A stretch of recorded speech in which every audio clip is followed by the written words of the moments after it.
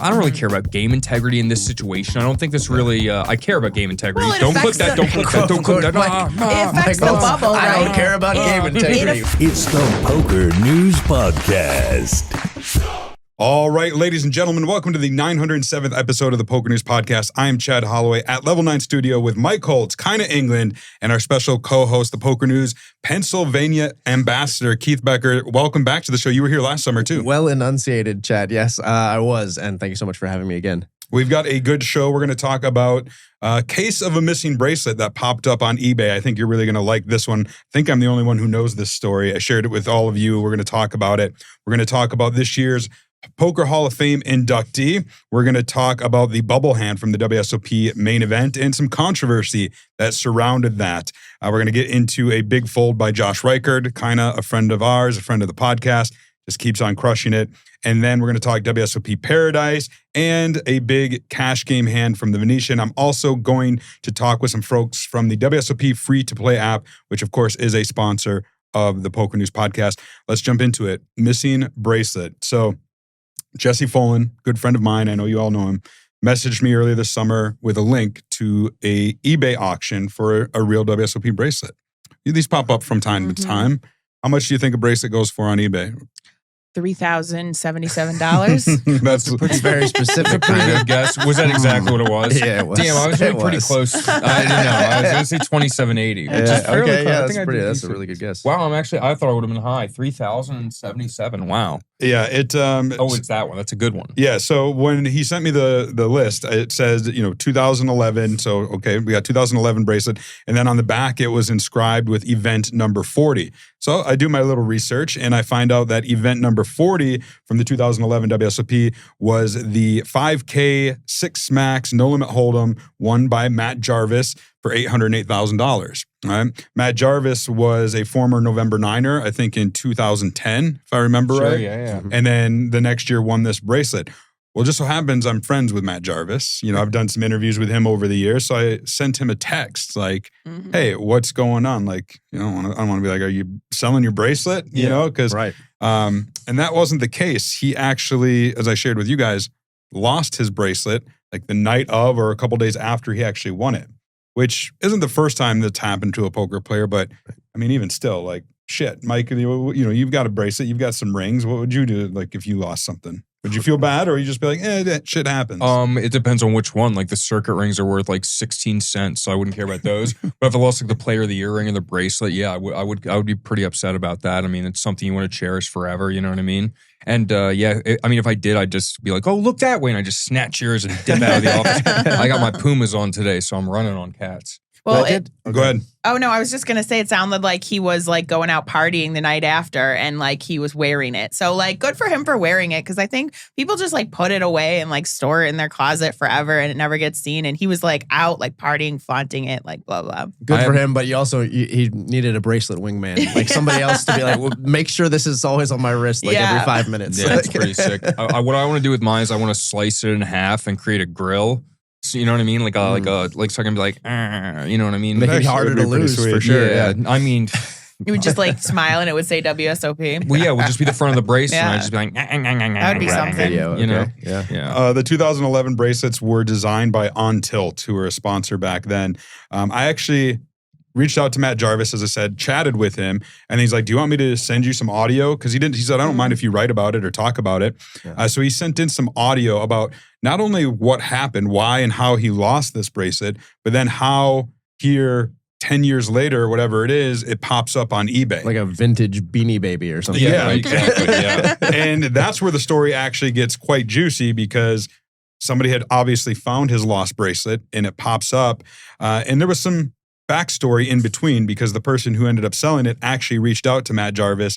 And I'm going to let you tell it, him tell it in his own words. It's like 4 minutes long. Here's Matt Jarvis's story about how he lost his 2011 World Series of Poker gold bracelet. Hey, Chad. Here's a quick rundown of basically the events that happened. One bracelet at the 2011 Six Max 5K. Anyway, took it out that night. We went to celebrate the win after winning a long heads-up match that lasted like 5 hours. Came back to play, I think, all 4 or 5 hands the next morning.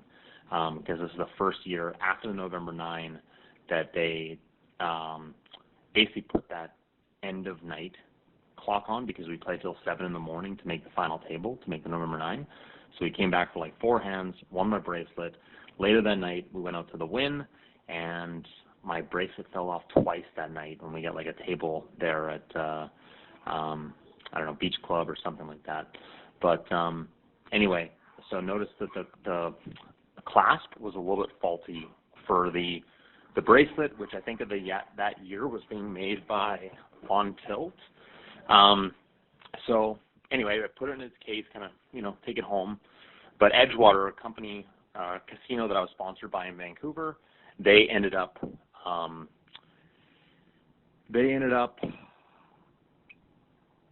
throwing an event for me. Sorry, my kids are up here and distracting me. They threw an event for me to celebrate my birthday. I don't even know how old I was, 26 or something. And I go out that night after having a bunch of drinks and kind of a big celebration. We go out to the bar, and my mom actually bought a little link. It was like a chain link to basically connect the clasps together. So just in case it does fall off my wrist, it was going to be held on by that clasp. But even still, I noticed she got a little too wide. It needed to be a little bit tighter. And, with drinks and everything like that, only a couple months, this would have been in September, after winning the bracelet, I lost it that night. I called every single taxi company. I called all the bars along that we went around where we went to. I called that nightclub. I went in there several times. Nobody found it. And I just kind of was like, all right, I won this bracelet. I considered reaching out to On Tilt just to see if they would make me another one. I even had to pay duty to get it across the line. I want to say it was a few $100, $300, $400, $500. And long story short, I don't think anything of it for, must be over 10 years, from 2011 to 2021 or 2022. And I get a random message from someone in the Tawasin area here that, hey, I bought this bracelet at an auction. I'm just trying to find out, at a police auction, I'm trying to find out if it's legitimate or not, because my husband and I took it to a jeweler and we got it all buffed out, and there's some scratches in it, and we've kind of fixed it and wanted to see if this actually was yours or not. So sure enough, I'm like, oh my gosh, this is crazy, this is amazing. Like someone found my bracelet 10 years later, and I basically try and see if I can get it from her, saying, look, it's mine. Like I'm so excited. Can I pay for whatever you've put towards this? And she literally tried to charge me, I think it was $10,000, but I'll send you the messages. Maybe as low as $8,000, but somewhere between $8,000 to $10,000 for my bracelet back. And I was like, no, I think the max I was going to offer was in the $2,000, maybe $2,500 range Canadian. And sure enough, she wasn't going to take that. So I was pretty frustrated. I'm like, this is, this is my bracelet. I know you bought it in an auction, but this was mine, and it was lost, and it belongs to me. And she said, look, it was an investment. And anyway, we did some back and forth. Meanwhile, nothing came of it. And I pretty much said, all right, talk to you later. I guess I'm not going to get it back. And she said she went on to try and sell it. Now you've reached out to me to hear, and I see that it's on eBay with a highest bid of $1,600 US, and it's comical and frustrating at the same time. So yeah, long story short, this is where we're at. If you need anything else, let me know. I'll send this now and also share those screenshots with the girl with you. All right, so there you have it. Matt Jarvis giving us the explanation to the bracelet.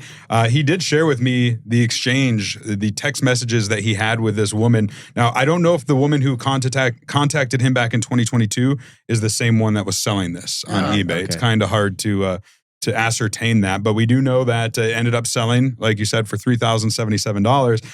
And it's interesting because when she tried to sell it back to him, she wanted like $9K, or claimed she had like a $9K offer. And the value of a bracelet's really interesting to me, because initially when I looked at $3K, I thought that was low, but then I realized, all the value in a bracelet is in the winning it. Like, I don't have a bracelet, but I don't want to buy one. You know what I mean? I don't want to just purchase one. Like, would you buy a circuit ring? Right. You know what I mean? You wouldn't do that, right? I mean, That'd be weird, right? For like a I want the collector. achievement of having won it. Yeah. For like a collector, it could be that? memorabilia or something. But yeah, I can't see paying $3,000. Is it like that? Like, how much gold is in that? Not thing, enough you know? gold. It's not. Yeah, trust me. If we get spot for it and it was more, we would have bid on it. I mean, the main event bracelet, now that might be something different, right? Isn't that one like covered in diamonds? This is worth like $500,000 sometimes. Yeah. Yeah, those could be. I'm up actually there going for to sure. pull it up. So I may have coyly DM'd the seller of this bracelet asking Very some coy. questions, and they did respond. Let me see if I can find this real quick because I didn't come prepared. There we go. They said that I bought it at an auction, and Matt Jarvis was the original winner and owner. The gold is worth $3,400 in melt alone. Oh. I would give you your money back if you find it's not the real thing.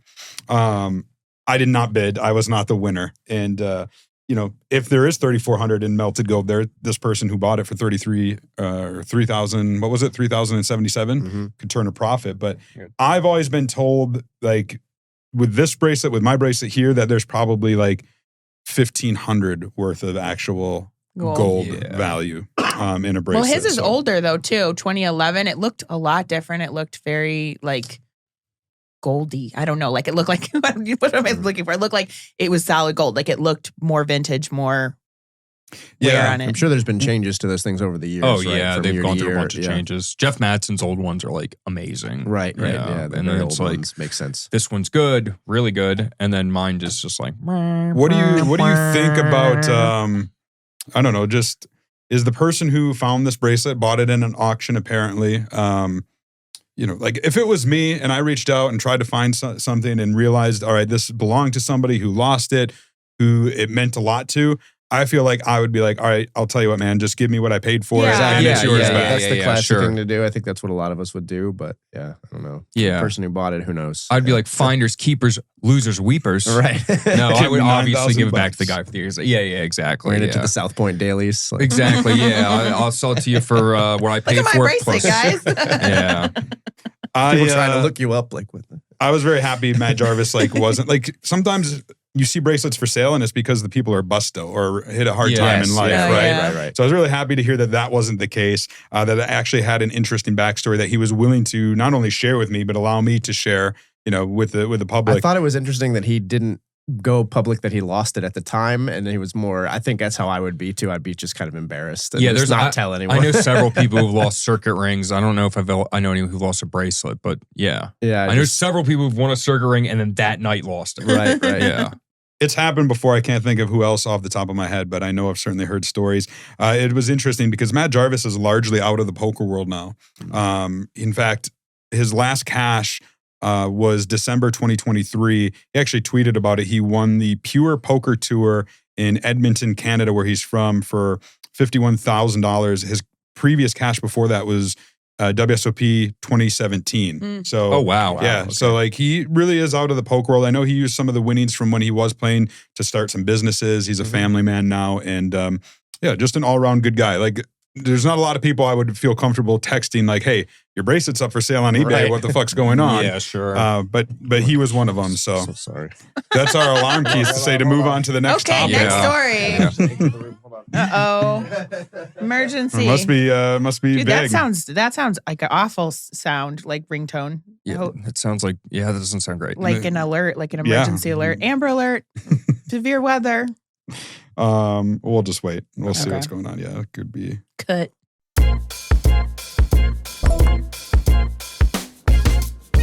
One more hand and then I'm done.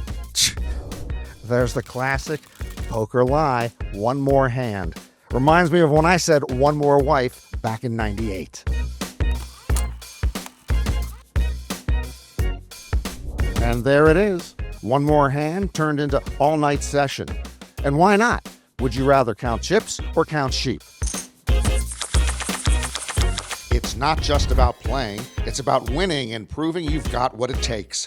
Download now and join the action. All right, so we're back. You're back. What was the alarm about? There's a fun story you told us. So I told you guys, I have trouble waking up, especially here in Vegas, and I have an alarm clock where I have to solve 3 math problems, adding 2-digit numbers before it will turn off. So it literally will not go off until I solve 3 math problems. It's 11:30. So I had to walk out the door. Giving yourself some leeway. Listen, I've been scheduled for work at noon or later every day. So 11:30 is an early alarm, I think. That's actually, I honestly didn't know something like that existed, to be honest with you. It's called Alarmy. It's an app that I use. Yeah. That's cool. Yeah. All right, well, let's talk about this year's Poker Hall of Fame inductee. We all made predictions earlier in the summer. There seemed to be, the 2 favorites, I think, were Scott Seaver and Nick Schulman. It ended up being Nick Schulman. Congratulations, Yay, Nick. go Nicholas. Yay. It, well-deserved, right? Like, you can't argue with it. $24 million in lifetime earnings. I think it was his 7th bracelet win that he had this summer. And he's won, I don't know, last year and the year before. I don't know. It's just like, he's always there. His commentary has also brought him into the public spotlight. And I don't know. Nick Schulman, he just turned 40. That does spur, he's first-time nominee, first-time inductee. But it does make you wonder, like, some people are like, is it standing the test of time? I don't know. What do you guys think? Like, some people have suggested the minimum age be raised to 50 instead of 40. I don't think it should be. I'm fine with it being at 40. I don't think that you need to, the criteria of standing the test of time doesn't mean you have to play for many decades. I think if you play for, say, 2 decades and just make that big of a mark in that, there's time almost frame, something then, to be said for if you can pack that many accolades in faster. Right. There's even it's more impressive in a way. You also can make the standing the test of time argument on the other side, of course. But but I think he has stood the test of time, right? I mean, he's been crushing for like 16 years. It's a lot of time. Yeah, when they start career, playing, it's a big factor too. Like, some guys start playing at 21 and making an impact. Some guys get started a little later. His first 100%. First documented cash, according to the Hendon Mob, was the 2005 WPT Foxwoods for $2.1 million. So he started off big and, finishing big. 2005, wow. So how old was he in 2005? I mean, that's 20 years ago, so he would have been 21. 21, yeah, right. freshly 21. So yeah. to splash immediately, yeah. I think that speaks to the point we just made, right? Like, my point of, if you can do something Hall of Fame worthy in 2 decades, and you say if you can pack that many accolades like he has, clearly here's a good example. So yeah, I think it's nitpicking to say test of time thing. Like, Nick Schulman's a fucking crusher. Dude deserves in the Hall of Fame instantly. Like, he beat out Scott Seaver. I think that says enough, right? Like, if you beat Scott Seaver to get in the Hall of Fame, you probably did pretty good. Yeah. All right. Well, congratulations to Nick Schulman. I don't think anybody's going to gripe over that induction. And like you said, he's elevated himself with his commentary as well. I think he provides excellent commentary from the times I've seen him do it, and his voice is so smooth. He's one of the few people, in addition to you, Chad, that I'd have, like, I don't know, narrate my, like, tax audit or something. Have you listened to his ASMR stuff on YouTube? I have not. He has ASMR content. Yeah, it's pretty good. That's it's like No. I can't do it. Wow. Yeah, I was going to call bullshit. I was going to call bullshit. No, come on, guys. I got one a week, and you guys couldn't let me have it. That would be really good, though. That one would have made total sense. You had me. Yeah, Michael Wang also has really good grip strength. You know Michael Wang? You would have had people literally searching for that. 100%. I think I 100%. would have gotten Wang grip strength. That's a tough one. Yeah, Wang grip strength? Yeah. New business venture. Wang grip Strengthen strength? your grip I've already with gotten Wang grip strength. Yeah. Ladies and gentlemen, our new Poker Hall of Fame inductee, Nick Schulman. This is special for those of us who love the history of the game. You were up against a lot of other nominees. Some I know who are your friends. Yeah, some really good friends. I mean, I know a big part of the reason why I got in is due to being in the booth and high-stakes poker and the main and this and that. So, a lot of legends are going to get in, and there's a lot of great players, very deserving. But yeah, I'm truly honored, and I don't really know what to say. You're still young, and I'm guessing you're not going anywhere when it comes to poker. I know Eric Seidel is a player who had the best years of his career after he was inducted into the Poker Hall of Fame. I mean, are we going to see you here for another 40 years or what? That's one of my favorite things about poker. You can really age gracefully, and the more you play, the more you realize some of the older players, they really do know some things. They know things about people. In most sports, when they start talking about the experience, it's over. And in most sports, when you get in the Hall of Fame, it's literally over. poker's a little different. So I'm so grateful that I found this, and I plan to keep playing. Yeah.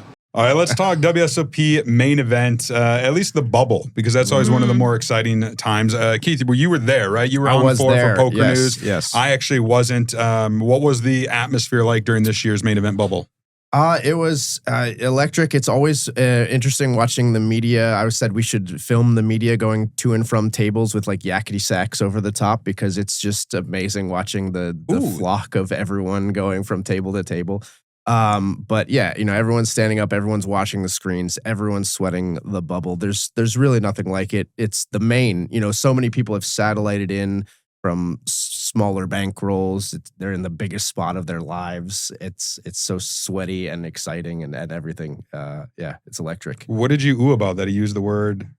What did you use? Yakety sacks. Yakety sacks. No one come back. That'd be hilarious. So you don't copyright us. Well, there were actually 3 bust outs on this year's bubble of the main event. So those 3 players ended up splitting They ended up splitting 30,000. Yeah, because the 2 spots into the money, right, are $15K a piece. And we actually have video from Poker News of one of those bust outs. Check it out. Second here, and against seat number 8, okay? Seat number 8, let's take a look at the hands, guys. Go ahead and turn them up. All right, how about the 5 of hearts and the 3 of hearts versus the king of hearts and the jack of clubs? Good luck, sir, for your all-in. Let's take a look at the flop, sir, please. Mike 604, follow for giveaways. Queen of hearts, 10 of clubs, king of clubs. On Twitch. Right now, we've got the best hand with a pair of kings, and you can catch running hearts, you can catch running 3s or 5s, and the turn card is a heart. Come on, Michael, let's go, Michael. Okay, if it's a heart, guess what? You're still alive. If not, sorry. All right, let's take a look at the river cards, please. And we've got a king. The king is good. There are kings. We have elimination. All right, let's go.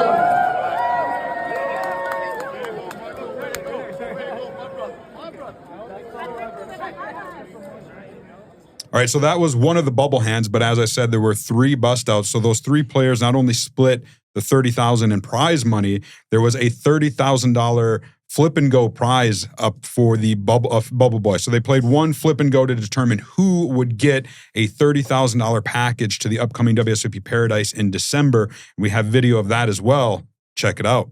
So let's shuffle up and let's deal one hand and give us a good sweat. So here we go. Okay, the hands are out. Nope, don't deal them yet. Let's take a look at them. I want to see them. Let's turn them up. You guys want to peek? You want to sweat them? What do you want to do? You going to turn one up? Oh, he's going to turn all his up. Oh, look at this.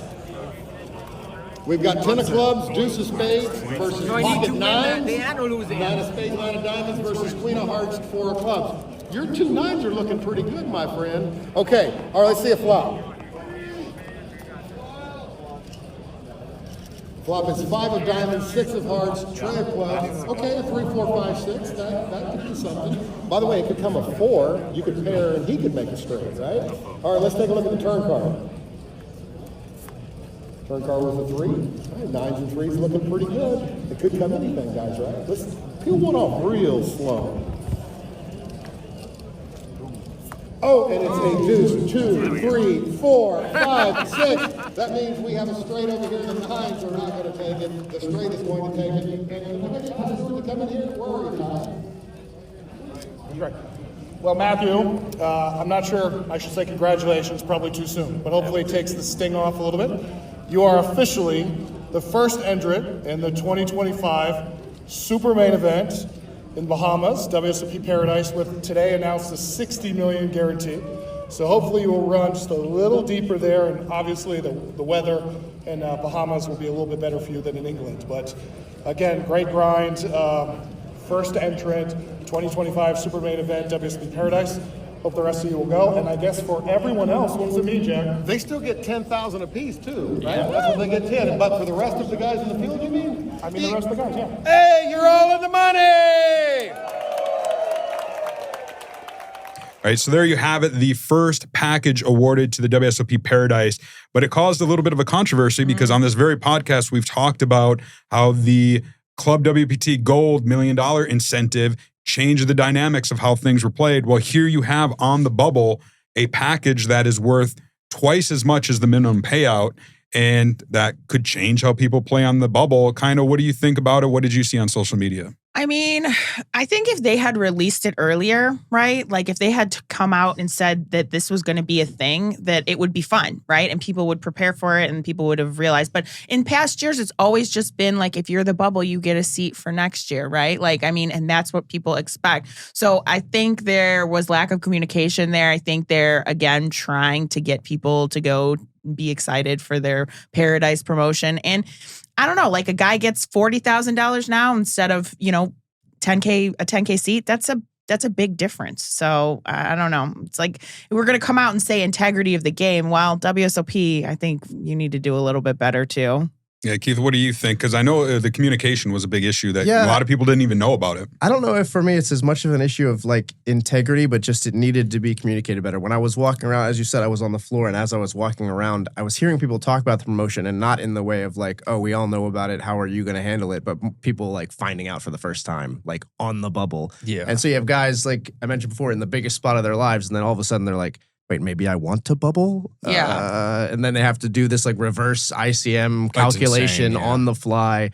So I think that is really tough. I do think giving away a package on the bubble, it's an interesting way to solve the problem of the really elongated bubbles in some of these events, right? So I don't think it's necessarily like inherently bad, but proactive communication would go a long way for sure. Mike, I know you got something to say about this. You know what's funny is I don't even know what my opinion is on this, honestly. Like, it's kind of a weird situation where I don't think it's so obvious to me that they have to beforehand tell everyone. Everyone should be informed and aware of what the prizes are in the tournament, what we're playing for. As far as actually putting that in there, I think it's weird that it's more than like 380th place or whatever. It's like you have to run top 3% to even get that much money.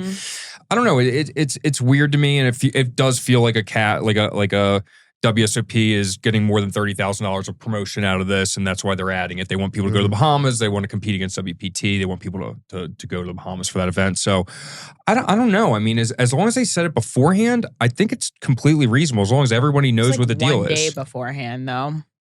1 day before isn't cool. That's before the start of the tournament. You know what I mean? Yeah, it was like 1 day before day 4, right? Yeah, that's like unacceptable. It was like on day 3 they came out and tweeted it. Super unacceptable. I don't really care about game integrity in this situation. I don't think this really. I care about game integrity. Well, don't click that. Don't click that. Don't click that. It affects the bubble, right? I don't care about game integrity. It affects the bubble play. It affects the Holtz is a game. scumbag. Right. It affects how people act on the bubble. You know what I mean? It's like you have to change your decisions here a little bit now. Will this guy call off because there's this incentive for him to do so? Yeah, I saw a short stack jam with 10-7 off, and I think it was correct because he was like, I'm fine with winning the package. He's just jamming any 2 cards because he's like totally fine if I have a spin at this package. So yeah, it's pretty interesting. I think it kind of makes the main event bubble a little bit worse in that aspect for viewership maybe, but I could just be wrong. I'm kind of just spitballing there. Like, it's kind of weird to see people going along with 10-7 off in the biggest tournament of the year. You know what I mean? Yeah, like, sort of we could win this package. Like, bad taste in your mouth. I'd rather have Josh Reichard call with,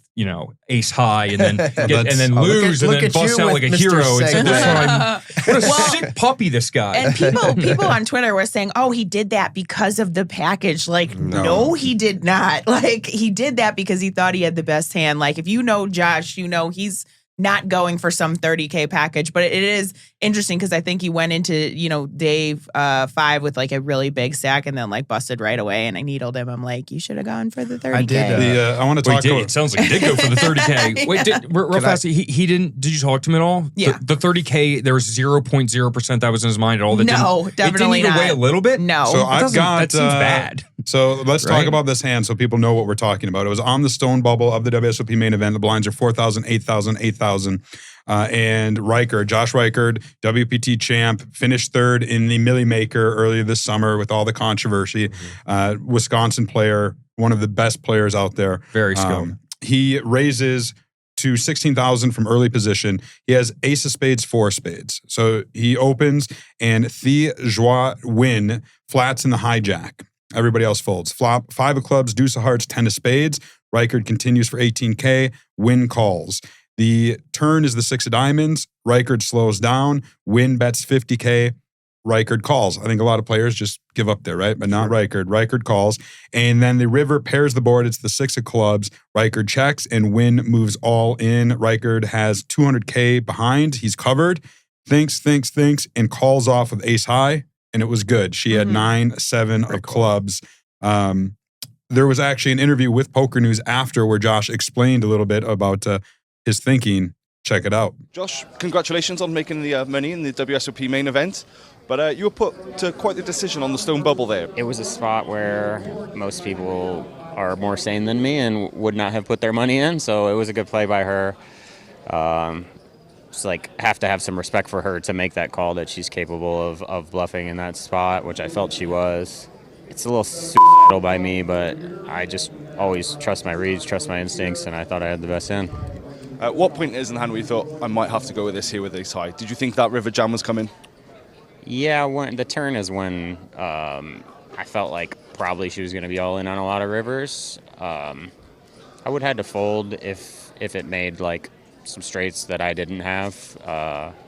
But I got lucky that the river was a card that really condensed her range into really strong hands or not, and I just felt like I had the best hand. Yeah. All right, speaking of big hands, I do want to talk about one more that actually came from the 50K high roller. It was Ryan Feldman who tweeted this one out, kind of brought it to the attention of the poker world. And basically what happened was Japan's Motoki Gino was involved in a big hand where a player bet and Gino raised, the other player went all in, and Gino hit the tank.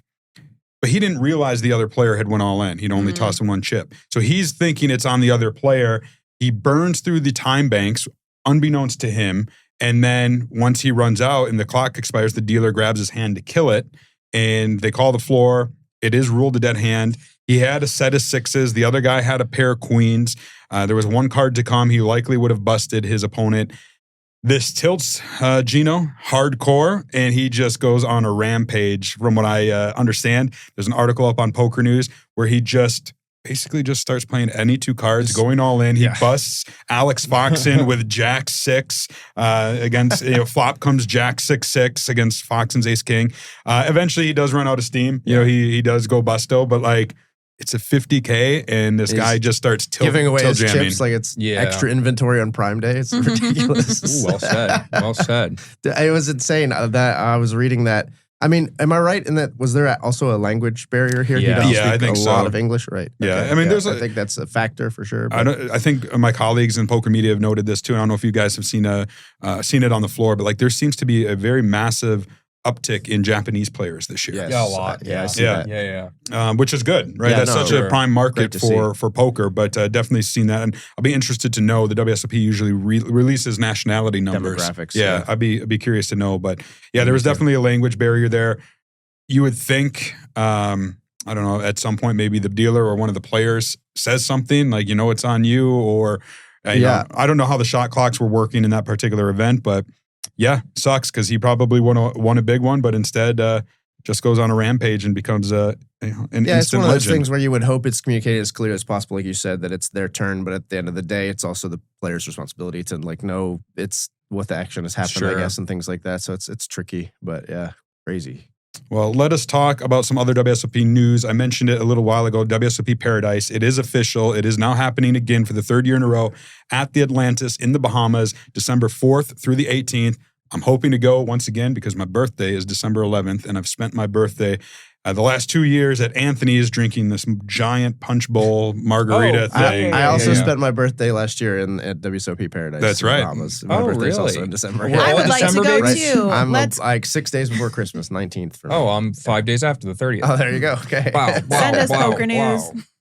My birthday present's wrapped in Christmas paper my whole life. Yeah. My birthday present's wrapped in rolling paper usually. So, Not anymore though. I'm no longer a marijuana smoker. We don't do that anymore. This festival is once again GG Poker and Triton Poker joining forces, but they're going even bigger for this one with the super main event, $25,000 buy-in.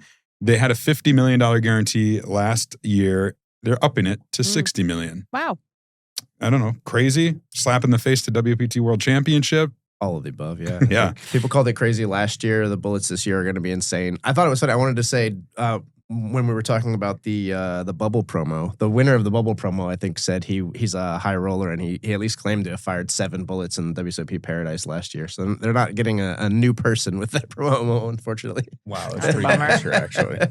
It's important to remember, too, on the WSOP circuit, between now and December 2nd, anybody who wins a ring will also receive an exclusive $5K package to the WSOP Paradise that includes hotel, lodging, and an entry into event number 1, which is $2,500 buy-in mystery bounty. If you remember, WSOP circuit usually does like a tournament of champions, but they're trying to shift to a calendar year. So their years used to go from the end of WSOP to the start of a WSOP. So it would be like the 22-23 season. They want to get it so it's just the 2026 season, starting in January, ending in Is end of that December. all bracelet winners now too? Like all the the ring winners. What not about the bracelets. bracelet winners? They're shit out of luck, I guess. Oh, that sucks. Giving away entries to event number 1 is smart because it gets people in right at the start of the series, and they're likely to fire in additional things. It's smart. Well, the issue is like 2,500 is going to be the smallest buy-in, I assume. Like there are some big ones. There's a 100K PLO main event. There is a 100K Triton main event, a 25,000 GG Millions, and then a $250,000 Triton Invitational where the field is evenly split between invited business players and poker pros. We've seen this before. Sure. This is going to be a big one. Yeah. So do they have to use the $2,500 for travel? Like, I mean, are they just given $5,000 or are they? No, like from what I understand, if you don't go and use it, you lose it. Because it can't be that cheap it's not cheap to stay at Atlantis, and the flight out there is at least $800. Yeah, right. It's it's not the most economical. Yeah, I mean, you're definitely promo, still going to have to pay stuff to go out there. Yeah. Like you're not getting a room and a flight for $2,500. No way. Well, we'll likely be there. Well, maybe not us, but Poker News in some form or fashion, doing live updates or other content. And like we said, hopefully we are, and hopefully maybe who knows, maybe they want to bring the podcast Yay, down. bring us. I want to Mike, go can again. you even go swimming with the pigs again? That sounded like a joke, but they call me the pig swimmer. I mean, for multiple I did the reasons. dolphin excursion out there. It was fantastic. Yeah, I'm trying to go see whale sharks and stuff. Kimbo Slice's son took us on a tour of the Pig Island. It was sick. Was it really Kimbo Slice's son? Yeah. Either that or he kept saying Kimbo Slice is my daddy for no reason. I mean, I don't know. It's one of the two. Man, Kimbo Slice, may he rest in peace. Rest in peace. All right, let me thank a sponsor of the Poker News Podcast, and that is the WSOP free-to-play app. I actually had the opportunity to sit down with Nimrod Avron, who is behind the WSOP free-to-play app, as well as Samantha Abernathy. Check it out. Chad Holloway here for Poker News with two very special people. Now, we're always talking about the WSOP free-to-play app on the Poker News Podcast. Well, I am here with the VP of Marketing, Nimrod Avron, and of course, the ambassador herself, Samantha Abernathy. We're here to talk about, I guess there was a debut, a new avatar for you? Yeah, I've actually gone into the game now, which is so exciting. Yeah, that is exciting. And was there a lot of work? Was this like a natural thing? Like we got to get an avatar of Samantha up there. Yeah, I mean, Sam's working with us for a couple of years now. And once she entered the game, the players loved her, and everything's working together. It's amazing. Are there so when you actually play, it's going to be your avatar. They're sitting down. They're going to know that it's actually you they're playing against. Yeah, they do, and it's really cool because last year it was like I was sort of traveling around the world, and the players were able to travel with me. And now I've traveled into the game, and we can sort of play together. Awesome. Is there any other like marketing things coming up built around Samantha and the new avatar, or what can we expect from the WSOP free-to-play app? So all our campaigns and the marketing are including Samantha. We have a big project coming out towards the end of the year. I'm not going to reveal it yet, but stay tuned. It's coming. It's going to be big. I know we're going to talk about it on the Poker News Podcast for sure. And speaking of which, we had hoped to get you into the podcast studio. We didn't, but I think you did an interview with my colleague, Connor Richards, Live Outside Poker. How did that go? It went well. That was my first time speaking with Connor, so I think we had a lot of stuff to talk about. Did you talk about the WSOP free-to-play app and the new avatar? If people want to know more, they can probably check that out, yeah? Of course, and it's such a big part of my poker story, so it's something that we talked about in the podcast. Awesome. We'll link to that for sure in the show notes. And I want to ask, so I play on the WSOP free-to-play app. I'm a big fan of The Daily Blitz is a fun one. The Video Poker I like, and I know there's PLO on there. But for those who might not have tried out the WSOP free-to-play app, what can you say to encourage them to check it out? So first, if you love poker, you got to come play all the different kinds of poker, cash, and tournaments, and Omaha, and Hold'em, and all the different table games, Ultimate, Caribbean, 3-card poker, Mississippi poker, video poker. So we got a little bit of everything. It's great to learn, to practice. It's a lot of fun, a lot of activities in there. And last question for you, Samantha. It's the World Series of Poker. You can see it behind us. The main event is playing out right now. How's your series been going, or what's coming up for you? Well, I just finished the main yesterday or the day before, sadly, but it was a great run. I made day 4 cashed, so you can't really hope for more than that. It's the best tournament in the world in the year, so I'm already looking forward to next year. You and I both, I busted day 2, but in the meantime, at least we've got the WSOP free-to-play app that we can play, and to look out for Samantha Abernathy's avatar. If you see it, you know she's at your table. All right, we are back. One last thing I want to talk about is Venetian poker. Specifically, I love the Venetian. I haven't gotten over there this summer to play. I've been over there for a few other things, but they have the Venetian Poker Live, which is their new studio there in conjunction with Poker Go. And they actually recently had a $200 cash game with Jean-Robert Ballon, Julian Martini, Yo Viral was there. So I actually watched this one. I'm like, you know what? I'm going to actually sit down and watch this entire stream. It was a lot of fun. I'm going to talk about a big hand here in a minute, but I want to talk about Squid Game. Not the Netflix show, which I love and need to watch the most recent season, but like, do you know what Squid Game is in poker? Because this is relatively new, and I think a lot of people out there don't. Mike, what's Squid Game? It's like a cash game thing, and I actually can't remember exactly what it is. It's something to do with cash games. It's like the stand-up game, but it's not. I can't really remember. It's like the nip button, but like the last person has to pay a lot more or something, right? Or they splash the pot. Is that what it is? No, so it's a little of both. So yes, this is kind of a variation of the stand-up game, and it is a cash game thing. It's where let's say it's 8-handed, right? So you usually go round by round. So 8 hands or however many players are at that table. Yeah. And if you win a hand, you get a squid, like a little button. And these are worth whatever you determine amongst your games. So let's say it's $100. Okay. And let's say in that first 8 hands, I win 4 of them. Right. And let's say you win 2 and you win 2 and you win none. Right. So you have to pay $100 for every one of those buttons. So you're about to lose $800. I have the most. Right. So I'm due 400, but you guys each have 2. So that's 200. So you only give me 200 apiece. Right. So like it incentivizes you to pretty sick. Yeah. To be aggressive. To win as many as you can. And then also if you don't have any, you're about to get penalized pretty hardcore. So it's, like you said, very popular in cash games nowadays. And I just wanted to mention that because when I was watching the stream, it said like Squid Game in progress. And I'm like, I wonder how many people know. I'll have to go back and watch that. Yeah. The stream at the Venetian is really great too. Like I've watched a few of them. The ladies game the coverage was great. They do the shots really nicely. It's not like bouncing around too much where it kind of, like I think some of the streams sometimes cut too much. Cuts, yeah. And it's really, I think it's really nice coverage. The room itself is really nice. Check it out if you haven't yet. Yeah. We're going to show a hand here. This was the biggest cash game pot from the session, almost $330,000. It was between Brian Oken and Julian Martini.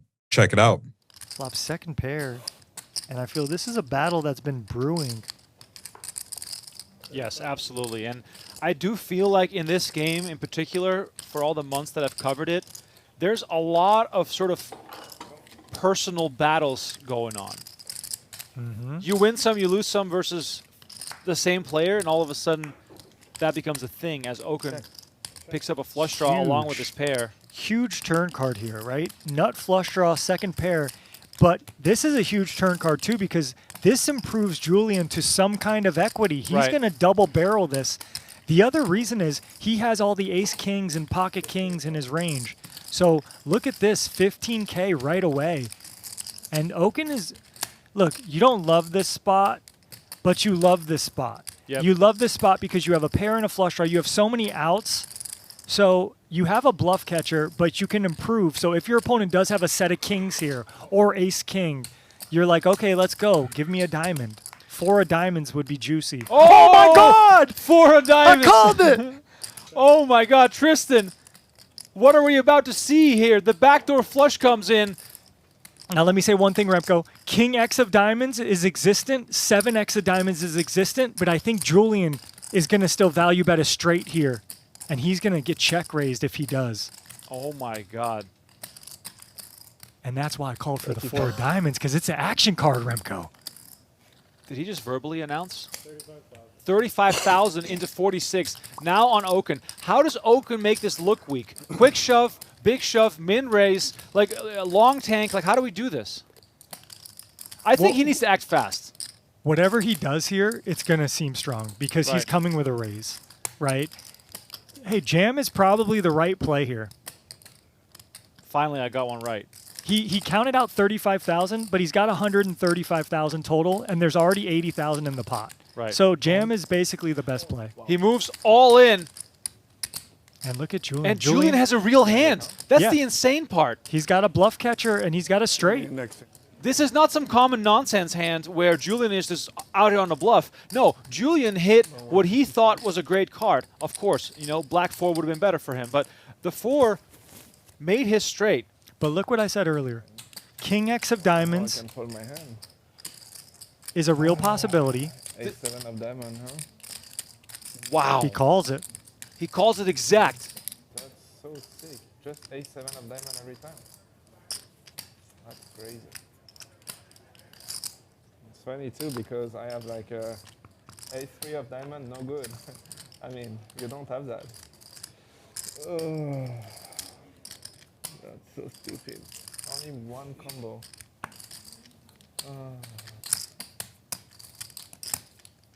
I think King X of diamonds. Oh my God, he does make the call. And that's the biggest pot of the night. 320,000, Remco. Okay, just because I have a 3. If I don't have a 3, I fold.